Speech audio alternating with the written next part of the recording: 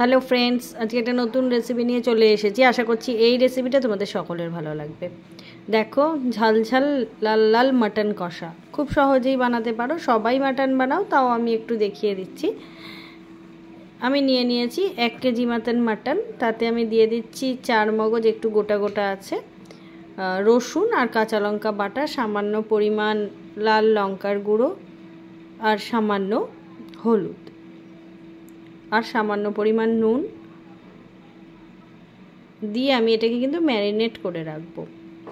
আর এবার আমি দিয়ে দিলাম সামান্য পরিমাণ সর্ষের তেল আর দিচ্ছি সামান্য ধনে গুঁড়ো। ভালোভাবে আমি মাংসটাকে মেখে নিচ্ছি। হাতে ভালোভাবে প্রেস করে করে মাখবে, কেন বলো তো? তাহলে মাংসের গায়ে কিন্তু এই মশলাগুলো ঢুকে যাবে। যখন তোমরা খাবে, খেতে কিন্তু অসাধারণ লাগবে। এটা আমি মেখে রেখে দিলাম। এবার আমি নিয়েছি কিছু মশলা, দেখতেই পাচ্ছ, ধনে, জিরে, গোলমরিচ, শুকনো লঙ্কা নিয়ে আমি একটু ভালোভাবে শুকনো খোলায় ভেজে নিচ্ছি। নিয়ে তারপর এটাকে গুঁড়ো করে নিলাম। এবার আমি কিছুটা পরিমাণ টক দই নিয়ে ফেটিয়ে রেখেছি, আর যে গুঁড়োটা করলাম মশলার, সেই গুঁড়োটায় এই টক দইতে দিয়ে আমি ভালোভাবে মিশিয়ে নেব। ভালোভাবে টক দইয়ের সঙ্গে মশলাটা মিশিয়ে নিয়েছি। এভাবে 5 মিনিট রেখে দেব। তারপর মাংসটা করতে লাগছে পেঁয়াজ আর টমেটো। এবার আমি কড়াই বসিয়ে তাতে সামান্য পরিমাণ তেল দিয়ে দিলাম। দিয়ে দিচ্ছি 2টো তেজপাতা। তেজপাতাটাকে একটু ভালো করে ভেজে নেব।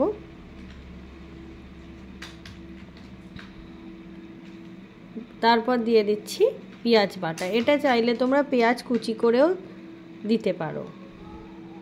পেঁয়াজ বাটা দিয়ে ভালোভাবে পেঁয়াজটা ভাজা হয়ে গেছে। দিয়ে দিচ্ছি টমেটো বাটা। এবার পেঁয়াজ আর টমেটোটা একসঙ্গে একটু ভালো করে ভেজে নেব। এবার দিয়ে দিচ্ছি স্বাদ মতন নুন, দিচ্ছি সামান্য পরিমাণ হলুদ, সামান্য কাশ্মীরি লঙ্কার গুঁড়ো দিয়ে এবার দিয়ে দিচ্ছি যে মশলাটা ভেজে রেখেছি, সেই মশলাটা দিয়ে ভালোভাবে মশলার সঙ্গে এগুলো নেড়ে নিচ্ছি। নিয়ে দিয়ে দিচ্ছি ম্যারিনেট করা মাংসটা।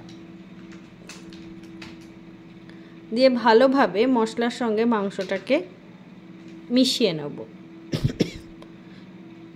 যখন কষাতে কষাতে দেখবে কড়াইয়ের গায়ে লেগে আসছে আর এর রঙটাও পরিবর্তন হচ্ছে আর মশলার কাঁচা গন্ধও চলে গেছে, তখন বুঝবে ভালোভাবে কষানো হয়ে গেছে।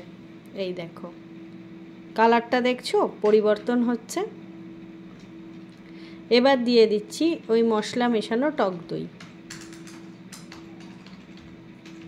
দিয়ে ভালোভাবে নাড়বে। এই সময় কিন্তু গ্যাসের ফ্লেমটা একটু অল্প আঁচে দিয়ে রাখবে। একদমই ভালোভাবে যতক্ষণ না মিশবে ততক্ষণ কিন্তু একদমই খুন্তি নাড়ানো বন্ধ করবে না, তাহলে কিন্তু টক দইটা কেটে যেতে পারে। দেখো কালারটা কত সুন্দর লাগছে।